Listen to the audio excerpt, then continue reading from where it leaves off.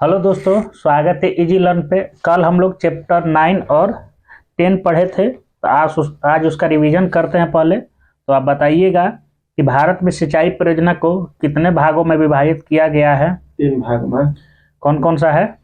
बृहद सिंचाई परियोजना, लघु और मध्यम। अब बृहद सिंचाई परियोजना के अंतर्गत कितना हेक्टेयर तक के कृषि योग्य भूमि आता है? 10,000 हेक्टेयर से ऊपर। और मध्यम सिंचाई परियोजना के अंतर्गत 10,000 से 2,000 हेक्टेयर। 2,000 से 10,000। और लघु 2,000 से नीचे। वर्तमान समय में भारत का कुल संचित क्षेत्र लगभग कितना है? संचित क्षेत्र आपको 21 पॉइंट कुछ है। 37% बड़ी है और बड़ी एवं मध्यम सिंचाई परियोजना का अधीन, और 63% जो है छोटी सिंचाई परियोजना।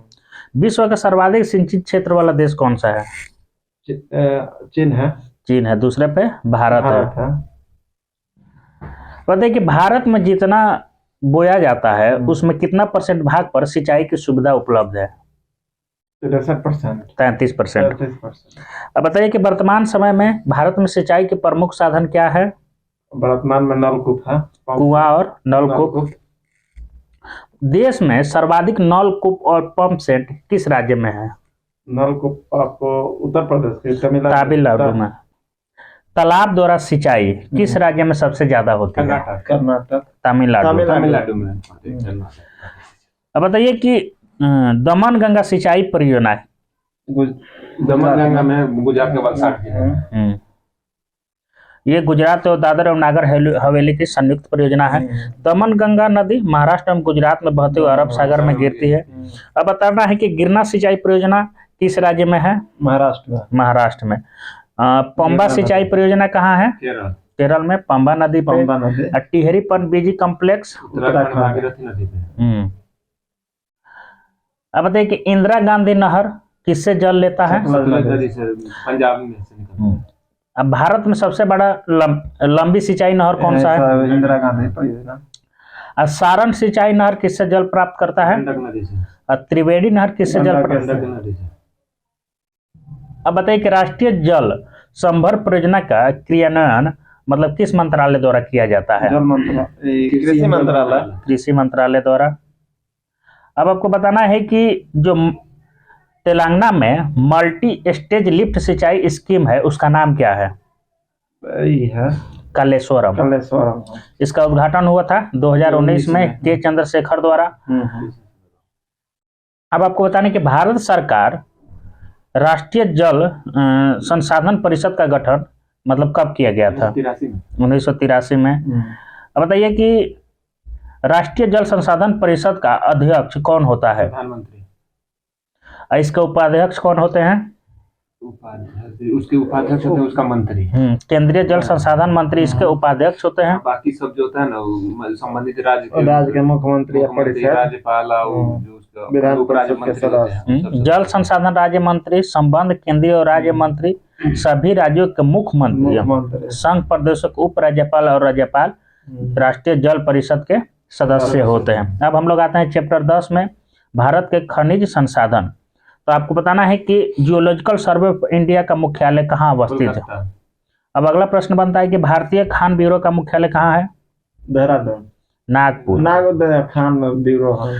अगला प्रश्न है तेल एवं प्राकृतिक गैस आयोग का मुख्यालय कहाँ है? देहरादून। खनिज अन्वेषण निगम का मुख्यालय कहाँ है? खनिज का नागपुर है। राष्ट्रीय खनिज विकास निगम कहाँ है? हैदराबाद है। अब आपको बताना है कि धात्विक खनिजों में सर्वाधिक संपन्न कौन सा क्षेत्र है? धरवार क्षेत्र। भारत में शीर्ष 5 खनिज उत्पादक राज्य कौन कौन से हैं? छत्तीसगढ़, उड़ीसा है, राजस्थान है, आंध्र प्रदेश है, छत्तीसगढ़ है और झारखंड है। अब बताइए कि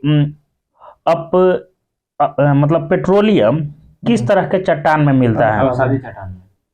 अब व्यवस्थित ढंग से तेल एवं अन्वेषण उत्पादन के लिए प्राकृतिक गैस आयोग की स्थापना कब किया गया था? 1956 में। अब आपको बताना है कि भारत का प्रमुख खनिज संसाधन, तो मुंबई हाई किसके लिए प्रसिद्ध है? पेट्रोलियम के लिए। अब आपको बताना है कि मुंबई हाई की खोज कब किया गया था? 1973 में किया गया था, बिल्कुल सही है।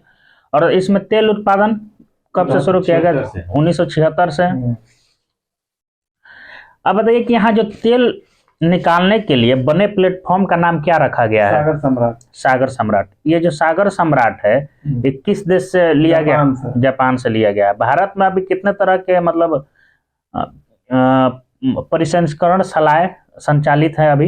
21 गो।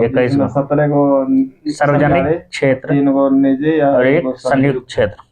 अब आपको बताना है कि विश्व में लौह अयस्क के उत्पादन में भारत का कौन सा स्थान है? तीसरा। चौथा स्थान है लौह।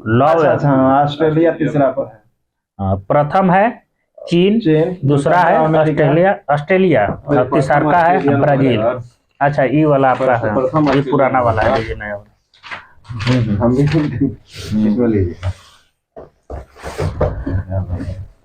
हाँ, प्रथम स्थान पे है ऑस्ट्रेलिया, द्वितीय ब्राजील है। बताइए कि कुल संचित लौह अयस्क भंडार की दृष्टि से भारत विश्व में कौन सा स्थान पे है? संचित की दृष्टि से 5वां है। हाँ, 5वां है। अब आपको बताना है कि भारत लौह अयस्क के उत्पादन में पहले राज्यों में पहले स्थान पर कौन है? लौह अयस्क में जो उड़ीसा, दूसरा पर छत्तीसगढ़ है, तीसरा पर कर्नाटक है, चौथा पर गोवा और 5वां पर झारखंड है। अब आपको बताना है कि मैग्नीज के परमाणु भंडारों की दृष्टि से विश्व में प्रथम स्थान किसका है?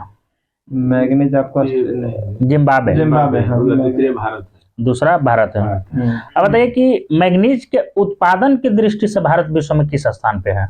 मैग्नीज में दूसरा है, लेकिन 5वां। अब बताइए कि मैग्नीज उत्पादन करने में भारत का प्रथम राज्य कौन सा है? उड़ीसा हो जाएगा मध्य प्रदेश। द्वितीय स्थान पे है महाराष्ट्र और तृतीय स्थान पे है उड़ीसा। और कोयले के उत्पादन में भारत का विश्व में तीसरा स्थान। तीसरा चीन, अमेरिका ही। अब आपको बताना है कि भारत में कोयले के उत्पादन में प्रथम स्थान पे कौन सा राज्य है? छत्तीसगढ़ है, दूसरा बता देते हैं उड़ीसा और तीसरा झारखंड है। अब आपको बताना है कि सबसे उत्तम श्रेणी का कोयला कौन सा? झारखंड है पहला, छत्तीसगढ़ आ गया। एंथ्रासाइट में सबसे 95% उत्तम कोयला है। आप बताइए काला सोना के नाम से किसको जाना जाता है? कोयले को मानिए ना इसमें। अब भूरा कोयला, लिग्नाइट। और उद्योग की रोटी के नाम से किस उद्योग को जाना जाता है? कोयला उद्योग। अब आपको बताना है कि भारत में तांबा के उत्पादन में प्रथम स्थान किसका है? तांबा में झारखंड है, मध्य प्रदेश। तांबा में झारखंड कहाँ से आ गए? मध्य प्रदेश।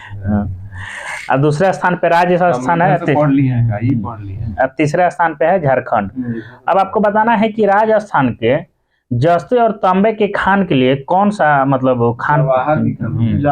जवार की खान। और राजस्थान में तांबा का खनिज का सबसे बड़ा भंडार है। भारत बताइए कि भारत में बॉक्साइट उत्पादन में सबसे अधिक मतलब किस राज्य से बॉक्साइट? उड़ीसा से किया जाता है। दूसरे स्थान पर है गुजरात और तीसरा स्थान पर है झारखंड।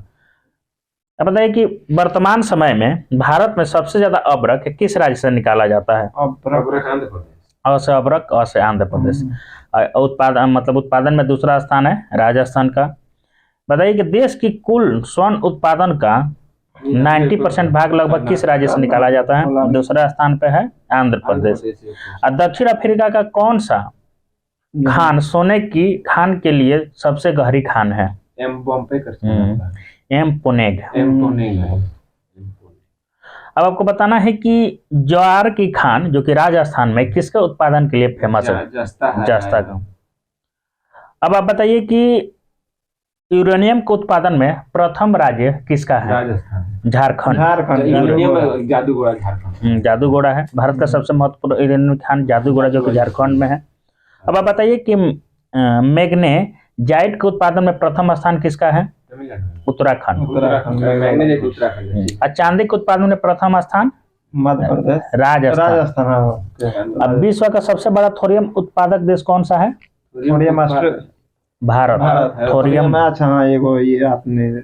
बताइए कि विश्व का सबसे बड़ा थोरियम का भंडार केरल में है। अब आपको बताना है कि क्रोमाइट के उत्पादन में प्रथम स्थान किस राज्य का है? उड़ीसा।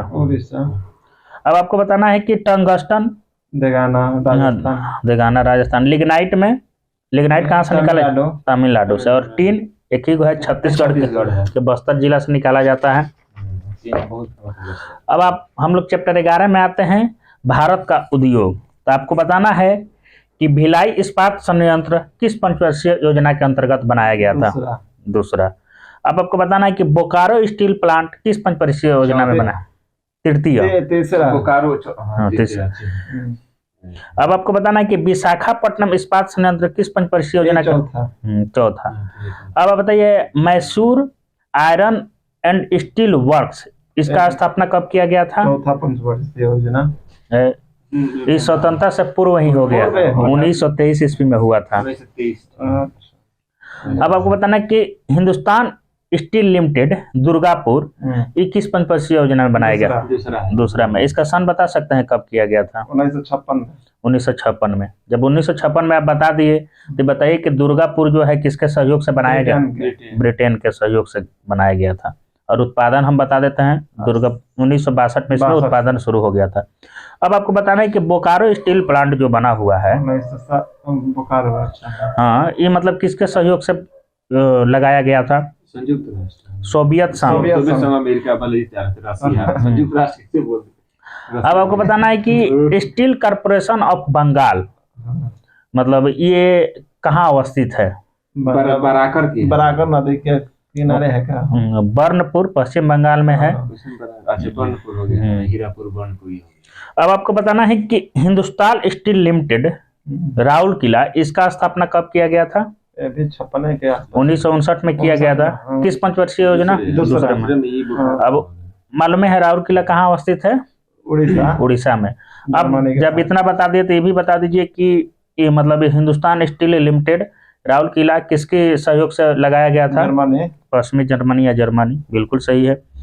अब आप बताइए कि स्टील अथॉरिटी ऑफ इंडिया यानी सेल का स्थापना कब किया गया था?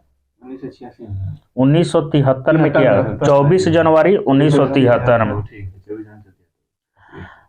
अब आप बताइए कि देश में पहला लौह इस्पात कारखाना कब लगाया गया था? 1874 में। बराकर नदी के किनारे कुल्टी, जो कि आसनसोल पश्चिम बंगाल में है। अब आपको बताना है कि देश में सबसे पहला बड़े पैमाने का कारखाना मतलब 1907 ईस्वी में लगाया गया था, द्वारा बिहार स्वर्ण नदी के किनारे लगाया गया था। अब आपको बताना है कि भारत का पहला तटवर्ती इस्पात कारखाना कहाँ अवस्थित है? विशाखापट्टनम। स्पंज आयरन के उत्पादन में भारत विश्व में किस स्थान पे है? प्रथम स्थान पे है। अब आपको बताना है कि विश्व में भारत इस्पात उत्पादक में किस स्थान पे है? दूसरा। चौथा। पहले स्थान पे है चीन, दूसरे स्थान पे है जापान, तीसरे स्थान पे है यूएसए और चौथा स्थान पे है भारत। अब आप बताइए कि भारत में एल्युमिनियम का पहला कारखाना कब लगाया गया था? 1937 में। जेके नगर, कोलकाता। हाँ, जेके नगर, कोलकाता, आसनसोल में लगाया था। अब आप बताइए कि बाल्को जो कंपनी है किसकी सहायता से लगाया गया था? बाल्को जर्मनी है क्या? सोवियत संघ जर्मनी। अच्छा, जो सोवियत संघ रूस। अब आपको बताना है कि हिंदुस्तान एल्युमिनियम कॉर्पोरेशन लिमिटेड, जिसको हम लोग हिंडाल्को कहते हैं, तो अमेरिका के रेनुकूट में है। 1958 हिंडाल्को बोलते हैं। और नाल्को बताइए किसके सहायता से लगाया गया था? फ्रांस। इंडाल्को किससे? कनाडा। और माल्को है इटली, और वेदांता है जर्मनी के सहयोग से। अब आपको बताने कि एल्युमिनियम उत्पादन करने में भारत विश्व में किस स्थान पे है? 8वां स्थान पे है। अब आपको बताना है कि नेशनल एल्युमिनियम कंपनी लिमिटेड यानी नाल्को देश का सबसे बड़ा मतलब एल्युमिनियम संयंत्र परिसर है। कि मतलब इसका पंजीकृत कार्यालय यानी मुख्यालय कहाँ है? नाल्को का कार्यालय कहाँ है? मुंबई है। भुवनेश्वर। भुवनेश्वर उड़ीसा में। हाँ। अब हम लोग आज शुरू करते हैं चैप्टर, मतलब इसी का तो शुरू करते हैं हम लोग सूती वस्त्र से। तो आप लोग बताइएगा कि बताइए कि आधुनिक ढंग से सूती वस्त्र का पहला मिल की स्थापना कब किया गया था? 1800 कुछ है। 1818 ईस्वी में 1818 कोलकाता में किया गया था, जो कि असफल हो गया था। स्थान है फोर्ट ग्लस्टर स्थान पे किया गया था। अब आप बताइए कि सबसे पहला सफल आधुनिक सूती कपड़ा का कारखाना कब स्थापित किया? 1854 में। 1854 बताइए कि कहाँ किया गया? नवासा जी डाबर द्वारा मुंबई में। मुंबई में किया गया था। अब बताइए कि भारत के सूती वस्त्र की राजधानी के उपनाम से किसको जाना जाता है? मुंबई को जाना जाता है। और सूती वस्त्र उद्योग का सर्वाधिक केंद्रीकरण राज्य कौन कौन सा है? मुंबई, महाराष्ट्र और गुजरात। अब दक्षिण भारत का मैनचेस्टर के नाम से किसको जाना जाता है? कोयम्बटूर। अब भारत का बोस्टन। अहमदाबाद। दक्षिण उत्तर भारत का कानपुर। अब भारतीय अर्थव्यवस्था में कपड़ा उद्योग का स्थान कृषि के बाद दूसरा है। अब भारत का सबसे प्राचीन उद्योग कौन सा है? प्राचीन आपको कपड़े, हाँ, सूती वस्त्र। अब आपको बताना है कि विश्व में सबसे पहले आधुनिक रूप से सीमेंट का निर्माण कब किया गया था? 1824 ईस्वी में। विश्व में पूछ रहे हैं। अब बताइए कि मतलब विश्व में सबसे पहले सीमेंट का मतलब उत्पादन या कब बनाया गया था, किस देश में बनाया गया था? अमेरिका में, ब्रिटेन के पोर्टलैंड में। पोर्टलैंड सीमेंट आता है। अब बताइए भारत में आधुनिक ढंग से सीमेंट बनाने का पहला कारखाना कहाँ लगाया गया था? 1937 में। कहाँ लगाया गया था? मद्रास, 1904 में।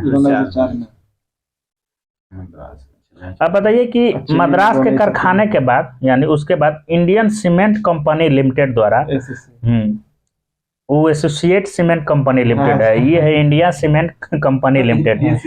इसकी स्थापना मतलब कहाँ किया गया था? कलकत्ता, गुजरात के पोरबंदर में। पोरबंदर। आप बताइए कि आपका मन है तो आप बताइए एसोसिएट सीमेंट कंपनी यानी एसीसी की स्थापना कब किया गया था? 1936 में। 36 में किया गया था। बिहार वाला। बताइए कि कागज का पहला कारखाना कहाँ लगाया गया था? रिसरा में है, लखनऊ। और नेपानगर किसके लिए प्रसिद्ध है? और होशंगाबाद किसके लिए प्रसिद्ध है? नोट कागज छापने के लिए। अब बताइए कि भारत में आधुनिक चीनी उद्योग की शुरुआत कब किया गया था? 1903 में। बताइए कि भारत में पहला कारखाना चीनी मिल का कहाँ लगाया गया था? महाराणा, बिहार में लगाया गया था। हाँ, बिहार में लगाया गया था, मढ़ौरा वही। आप बताइए कि फॉस्फेट उर्वरक का पहला कारखाना भारत में कहाँ लगाया गया था? आंध्र प्रदेश, तमिलनाडु के रानीपेट नामक। वो दोनों सटलैंड रहते हैं। अब बताइए कि अमोनियम सल्फेट का पहला कारखाना कहाँ लगाया गया था? अमोनियम सल्फेट उड़ीसा, केरल के अलाव में। अब भारतीय उर्वरक निगम की स्थापना कब किया गया था? भारतीय निगम 64। भारत उर्वरक निगम की स्थापना 1951 में। अब बताइए कि एशिया का सबसे बड़ा उर्वरक संयंत्र कहाँ पे स्थापित किया गया? भारत में है, लेकिन है सिंदरी में। अब बताइए कि अब हम भी बता देते हैं अगला। भारत पोटाश उर्वरक के लिए पूरी तरह से आयात करता है। अब बताइए कि भारत में किस उर्वरक का सबसे अधिक खपत है? नाइट्रोजन उर्वरक। बताइए भारत प्रति हेक्टेयर उर्वरक खपत में प्रथम स्थान किसका है? पंजाब का। दूसरा स्थान है आंध्र प्रदेश और तीसरा स्थान है हरियाणा। कोक आधारित उर्वरक यानी तलचर कहाँ अवस्थित है? तलचर तो असम है, उड़ीसा। आप बताइए कि रामगुंडम बताइए कहाँ अवस्थित है? आंध्र प्रदेश। रामागुंडम। कोरबा है? कोरबा आपको छत्तीसगढ़। कोरबा। अब बताइए कि क्रिब्को का जो गैस आधारित यानी क्रिब्को गैस आधारित यूरिया अमोनिया संयंत्र कहाँ स्थापित किया गया है? आंध्र प्रदेश का हजीरा गुजरात में। गुजरात पट्टे पर है। अब बताइए कि शाहजहां और जगदीशपुर का कारखाना जो कि उत्तर प्रदेश में है, मतलब किस पे आधारित है? गैस आधारित है। अब बताइए कि भारत में जलयान निर्माण का पहला कारखाना किस नाम से लगाया गया था? मतलब उसका नाम क्या था जो भारत का पहला जलयान निर्माण कारखाना था? Navigation Scindia steam navigation. अब बताइए कि जब इतना बता दिया तो बताइए कि कौन स्थान पे लगाया गया था, जगह बताइए। इंडिया तो हो गया सर। विशाखापट्टनम। विशाखापट्टनम। अब बताइए कि जो सिंधिया स्टीम नेविगेशन है, इसको भारत 1952 ईस्वी में अधिग्रहण कर लिया। तो अधिग्रहण करने के बाद भारत इसका नाम क्या रखा? हिंदुस्तान शिपयार्ड। हाँ, हिंदुस्तान शिपयार्ड विशाखापट्टनम नाम रखा। अब आपको बताना है कि सोने के रेशे के नाम से कौन सा जूट को है तो अब बताइए कि इसका पहला कारखाना कहाँ लगाया गया था जूट का? पश्चिम बंगाल रिसरा में। अब भारत जूट निगम की स्थापना कब किया गया था? 1971 में। अब बताइए कि भारत विश्व में जूट का जो सामान है उसका निर्माण और मतलब दूसरा सबसे बड़ा निर्यातक है, तो भारत विश्व में कितना % जूट का मतलब सामान बनाता है? निर्माण करता है? 35%। 35%। अब बताइए कि रोजगार प्रदान करने की दृष्टि से दूसरे स्थान पर कौन है सबसे बड़ा क्षेत्र? सूत्र। अब प्रथम स्थान पर कौन है? कृषि है। तीसरा पर हो जाएगा रेलवे। अब आगे चलते हैं हम लोग। तो बताइएगा कि भारत में वायुयान निर्माण का प्रथम कारखाना कहाँ लगाया गया था? बेंगलुरु में। बेंगलुरु में लगाया गया था, बिल्कुल सही है। लेकिन आप उसका नाम बताइए कि बेंगलुरु में कौन सा कारखाना का क्या नाम था? बताइए। Hindustan aircraft company. 1954 में कब था? अब बताइए कि इसका अभी हिंदुस्तान इसका अब नाम हो गया है, इसे अब हिंदुस्तान एरोनॉटिक्स लिमिटेड के नाम से जाना जाता है। अब बताइए कि हिंदुस्तान एरोनॉटिक्स लिमिटेड जो है इसकी अभी कितनी इकाइयां मतलब कार्य कर रही है? किसका कितना इसका ब्रांच है? उधर लगा 3 गो है। 5 को ब्रांच है। कोरापुट है, कोरबा है, नासिक है, बैरकपुर में है, लखनऊ में है, हैदराबाद में है, कानपुर में है। अब बताइए कि किस उद्योग को हम लोग विकास उद्योग के नाम से जानते हैं? मोटर उद्योग के नाम से जानते हैं। अब बता दीजिए, मोटर उद्योग बताइए दिए हैं, तो बता दीजिए कि हिंदुस्तान मोटर का मुख्यालय मतलब कहाँ है, कहाँ स्थापित? महाराष्ट्र में है क्या? कोलकाता। अब अगला आप बताइए कि प्रीमियम ऑटोमोबाइल्स लिमिटेड, इसका मुख्यालय कहाँ मतलब अवस्थित है? मुंबई में। Ashok Leyland Chennai. Tata engineering and locomotive company Tamil Nadu. Tata वाला जमशेदपुर मारी। महिंद्रा एंड महिंद्रा लिमिटेड बताइए। महिंद्रा एंड महिंद्रा तो पुणे। हाँ। मारुति उद्योग लिमिटेड हरियाणा।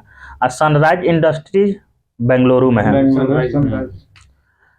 अब बताइए कि शीशा उद्योग तो आंध्र प्रदेश का जो शीशा उद्योग के लिए कौन सा स्थान फेमस है मतलब प्रसिद्ध है?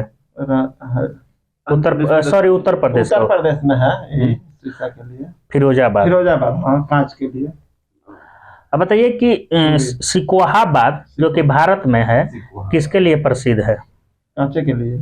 कांच के लिए 2 गो जगह प्रसिद्ध है, फिरोजाबाद और सिकोहाबाद, दोनों उत्तर प्रदेश में। अब भारतीय इंजीनियरिंग लिमिटेड यानी HEC भारी इंजीनियरिंग लिमिटेड रांची। हाँ, तो रांची है, कहता नहीं बेंगलुरु बोलते हैं। रांची में है। 1958 में इसका स्थापना किया गया था। अब बताइए कि आपको बताना है कि कुटीर उद्योग बोर्ड की स्थापना कब किया गया था? कुटीर 1948 में। केंद्रीय सिल्क बोर्ड की स्थापना कब किया गया था? 1949 में। अखिल भारतीय हथकरघा बोर्ड 1950 में। अखिल भारतीय खादी एवं ग्राम उद्योग बोर्ड 54। अखिल भारतीय हस्तकला बोर्ड 1953। लघु उद्योग बोर्ड 1954। केंद्रीय विक्रय संगठन 1958। अब बताइए कि रेलवे इंजन का निर्माण जो कि झारखंड में किस स्थान पे होता है? झारखंड में आपको बताना है कि किस स्थान? जमशेदपुर में है। हाँ, अब बताइए कि डीजल चितरंजन जो कि इंजन बनाने का सबसे पुराना कारखाना है किस राज्य में है? कोलकाता, पश्चिम बंगाल में।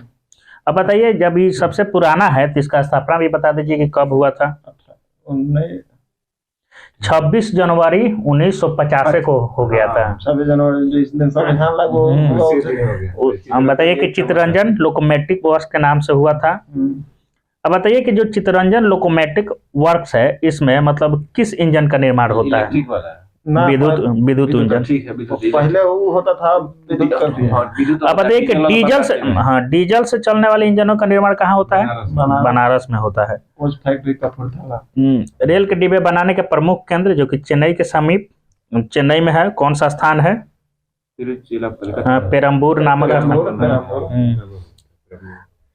अब बताइए कि इंटीग्रल कोच फैक्ट्री की स्थापना कहाँ किया गया था? पेरम्बूरे में नहीं है, पंजाब के कपूरथला में। Integral coach factory. अभी बोले थे आप, फिर हुआ। अब बताइए कि रेलवे कोच फैक्ट्री जो कि उत्तर प्रदेश में लगाया जा रहा है, नई इकाई लगाई जा रही है, वो मतलब कहाँ पे लगाया जा रहा है? Railway coach factory Raebareli Uttar Pradesh में, और एक पश्चिम बंगाल में भी लगाया जा रहा है, रानीपेट, कचरापारा। कचरापारा। बताइए कि बिहार में डीजल इंजन कहाँ बनाया जाता है, मतलब कारखाना लगाया जा रहा है? डीजल इंजन मढ़ौरा में। मढ़ौरा में। और कहाँ लगाया जा रहा है? विद्युत इंजन आपको मधेपुरा में है। मधेपुरा में। बताइए कि बिहार का कौन सा स्थान रेल व्हील फैक्ट्री स्थापित किया गया, कौन सा? छपरा में। अब बताइए कि पश्चिम बंगाल के दनकुनी में मतलब किस इंजन का निर्माण के लिए जो है विद्युत इंजन। विद्युत। अब बताइए कि आगे है कि थॉमसन जो कि रेलवे इंजन है किस मतलब संस्थान में इसको संरक्षित रखा गया है? बताइए। IIT रुड़की। बताइए भारत में ऊनी वस्त्र का पहला मिल कहाँ स्थापित किया गया था?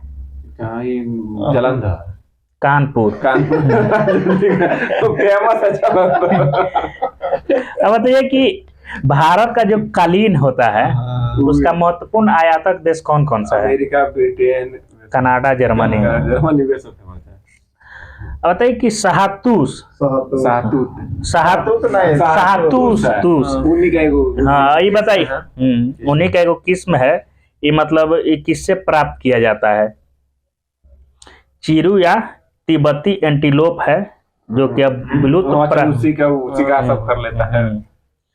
अब आपको बताना है कि टेलीफोन उद्योग के लिए कौन सा केंद्र महत्वपूर्ण है? बेंगलुरु और रूपनारायण टेलीफोन के लिए। अब बताइए कि रेशम के मतलब कितने किस्म होते हैं? 4।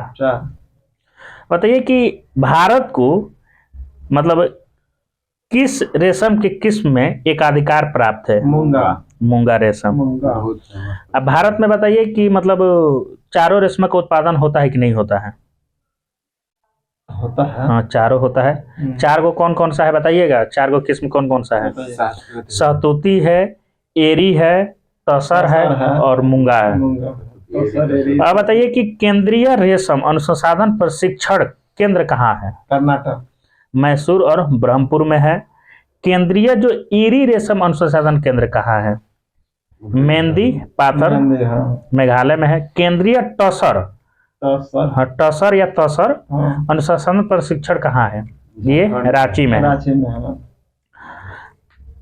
अब बताइए कि भारत में सबसे ज्यादा रेशम का उत्पादन कौन सा राज्य करता है? कर्नाटक।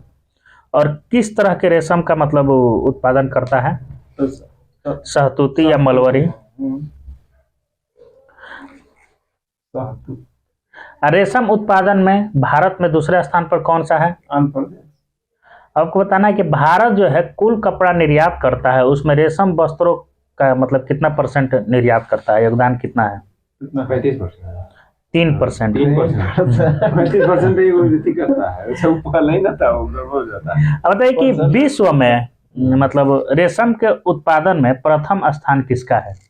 चीन होगा। चीन का। द्वितीय स्थान पे है भारत है। अब बताइए कि भारत में सबसे मतलब बड़ा चमड़ा उद्योग कहाँ है? कानपुर है। अब जब कानपुर में चमड़ा उद्योग लग गया है तो मतलब ये किसके लिए फेमस है? चमड़ा से वहाँ क्या बनाया जाता है? जूता बनाया जाता है। अब हम लगाते हैं चैप्टर 12 भारत का परिवहन। तो आपको बताना है कि वर्तमान समय में भारत का सबसे लंबा राष्ट्रीय राजमार्ग कौन सा है?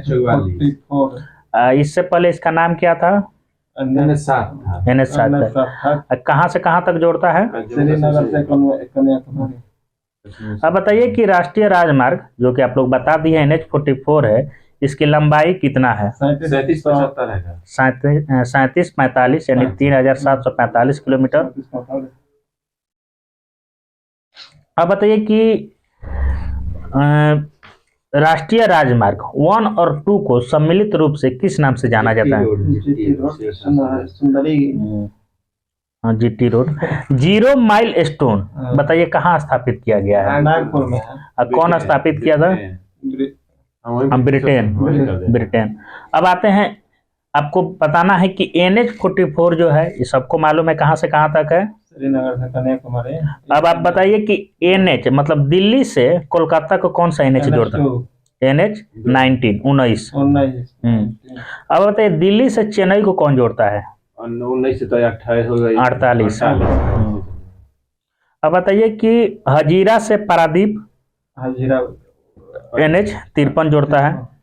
अब बताइए एक और बच गया है जो कि महत्वपूर्ण है, पश्चिम बंगाल से चेन्नई बताइए NH 16।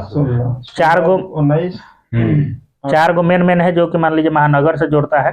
तो NH 44 है श्रीनगर से कन्याकुमारी। 19 है NH 19 है जो दिल्ली को कोलकाता से जोड़ता है। NH 16 है जो पश्चिम बंगाल को चेन्नई से जोड़ता है। और एक NH 48 है जो दिल्ली से चेन्नई को जोड़ता है। अब बताइए कि ना वो दूसरा बनाया जा रहा है। अब बताइए कि जो जवाहर सुरंग है वो मतलब किस NH में अवस्थित है? 44 में। NH 44। अब जब NH 44 अब बता दिए हैं तो जो जवाहर सुरंग स्थित है NH 44 में, इसका पुराना नाम क्या था? NH 44 का पुराना कुछ NH 44 का पुराना नाम तो NH 7 था। NH 44 पहले मतलब पुराना नाम NH 7 था। लेकिन मान लीजिए NH 44 जो है सबसे लंबा हो गया, लेकिन इसका NH 44 का पुराना नाम पूछा जा रहा है तो इसका था NH 1A। सही बोले। साथ में घूम रहे हो। अब बताइए कि जम्मू और श्रीनगर को जोड़ने वाला मतलब कौन सा द्वारा है? जम्मू और श्रीनगर बर्निहाल। अब बताइए कि इसमें कौन सा सुरंग है? जो 9.2 किलोमीटर। बताइए कि किसको कहाँ से कहाँ तक जोड़ता है ये? जम्मू से लेह से जोड़ता है। यह सुरंग जम्मू कश्मीर के उधमपुर जिले में स्थित चेनानी के रामबन जिले में स्थित नासरी से जोड़ता है। इस सुरंग के बन जाने से जम्मू और कश्मीर के बीच की यात्रा 2 घंटा कम हो गई है। अब बताइए कि भारत का सबसे लंबा केबल सेतु मतलब किस राज्य में? गुजरात में है। किस जिले में है गुजरात में? बढ़िया जिला है। बढ़िया जिला है, निमन है, सुंदर है। नाम बताइए। भरूच जिला। भरूच है। अब आप जब भरूच जिला बता दिए, एक केबल सेतु है, तो अभी भी बता दीजिए कि किस नदी पे है? नर्मदा नदी। ताप्ती गुजरात में कहाँ चल गया? ताप्ती गुजरात में बहती है। नर्मदा वहाँ ज्यादा मतलब है। आप बताइए कि जिसका निर्माण मध्य प्रदेश वाला। अब बताइए कि भारत का सबसे छोटा राजमार्ग NH 5 किलोमीटर का है। NH 118 है, किस राज्य में है?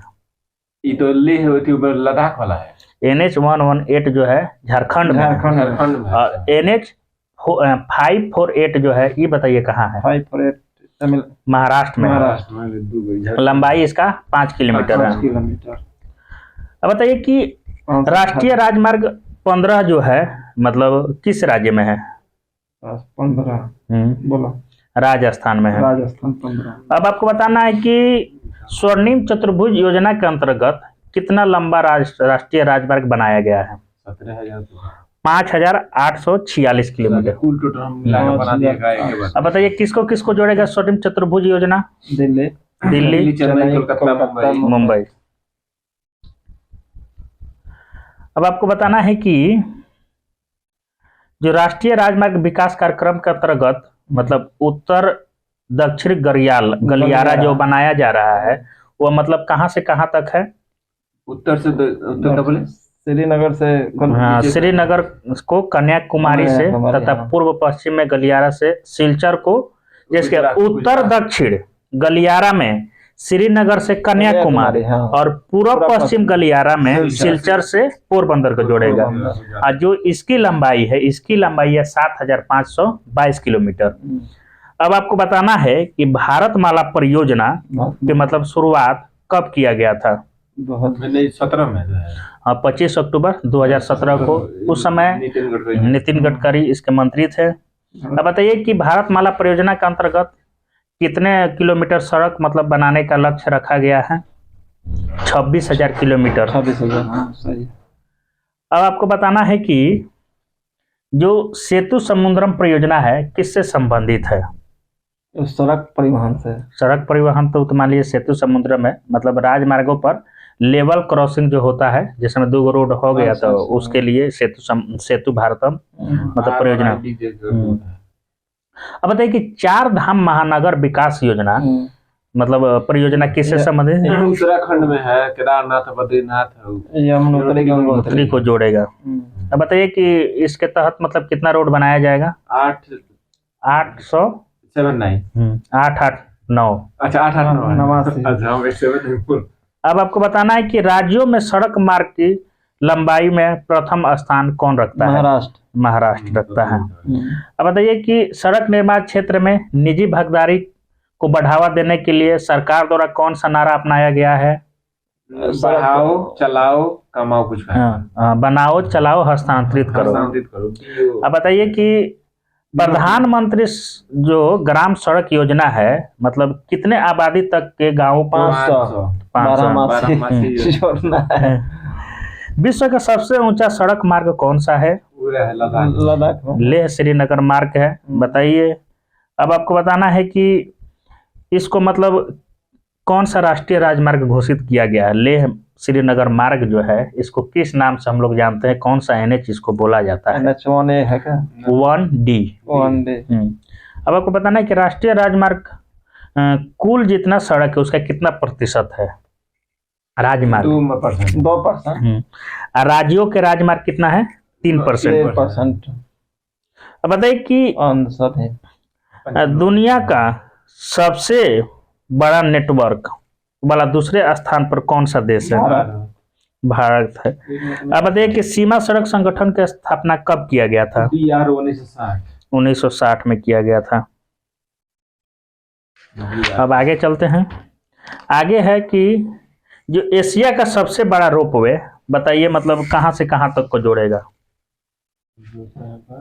एशिया का सबसे बड़ा रोपवे है ये जोशीमठ एवं औली को जोड़ता है। औली जिसका लंबाई 500 मीटर है। अब बताइए कि भारत में जो है सबसे ऊंचा सड़क कहाँ पे बनाया गया है? लेह लद्दाख। उसका मतलब एग्जैक्ट जगह अगर पूछेगा तो उमलिंगला जो पास है उसके पास बनाया गया है जिसकी ऊंचाई है 19,300 फीट।